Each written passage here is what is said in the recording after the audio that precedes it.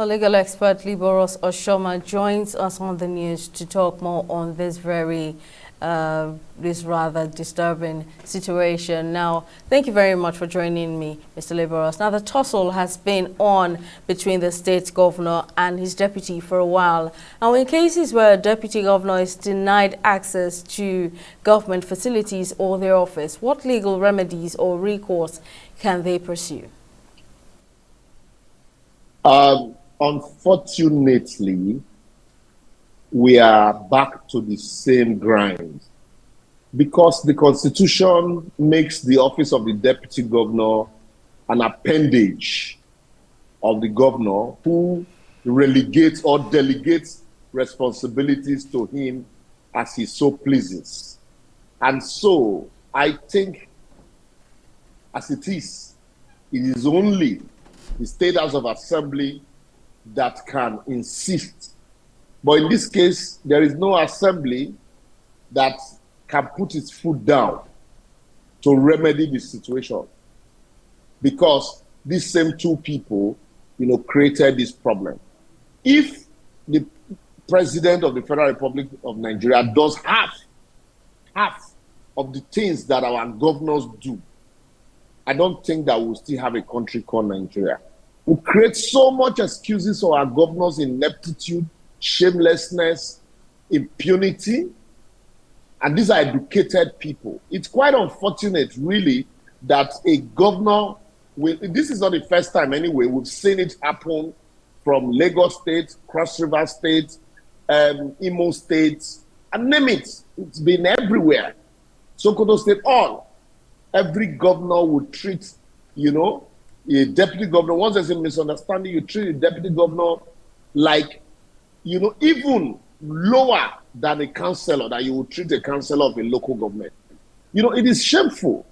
And people will say, well, Philip Shaibu deserves it because he joins hands with, the tiger, the emperor, Governor Obaseki, to fight their ex-wife godfather. And so today, he's eating or he's getting his comeuppance from Obaseki. But the question is, should it continue? I think this brings us back to the question of the Constitution defining specific and clear rules for a deputy governor and a vice president. If the Constitution recognizes the fact that you cannot be a governor without nominating a deputy governor. So that's a joint ticket. And so what it means now, what remains now is that for that position, the way you have defined rules for the governor, rules for the deputy governor should also be defined and not to leave it to the discretion of a governor. And so when that happens, that is where you see the governor can decide to even create a dustbin as an office for a deputy governor, and there is no constitutional remedy. Right. Now, how might this situation impact the governance and functioning of Edo State government, both legally and politically? That means every duties that was supposedly or supposed to be performed by the governor, by the deputy governor, has been taken over completely by the governor. And if the governor is already overwhelmed, those duties and responsibilities will suffer. And also, governance to a very large extent that was almost not there, because if you go to Edo State now, almost all the roads are dilapidated. Governance that was not there will further take the back seat because of what all of this rough fights. Even though some persons, like I say, some persons will say, well, when they denied the members of the opposition inauguration in the House of Assembly, governors also took the back seat. That means for some time now, governors had not really, been at the front burner in Edo State, all because of ambition of certain persons. And what this, like I told you, there's no end in sight.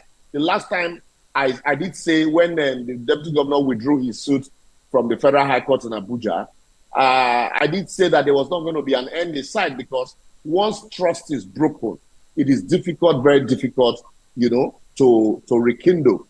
And for a governor that has, fought with almost every person he has benefited from, definitely there won't be any insight new. But soon.